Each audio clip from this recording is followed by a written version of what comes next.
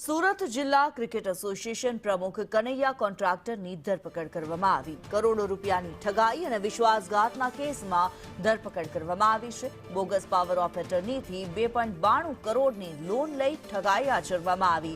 ભાઈ ભાભીની પેઢીની મિલકતના બોગસ દસ્તાવેજ બનાવ્યા, ખોટી સહીઓ કરી અને રૂપિયા 2.92 કરોડની લોન લઈ હપ્તા ન ભર્યા.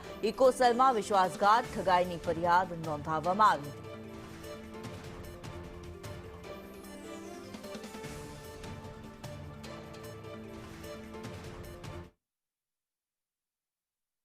હકીકત એવી છે કે જે હેમંત કોન્ટ્રાક્ટર છે અને એમના પત્ની એ બંનેની ખોટી સહીઓ કરીને એક ખોટું પાવર ઓફ એટર્ની તૈયાર કરવામાં આવ્યું હતું.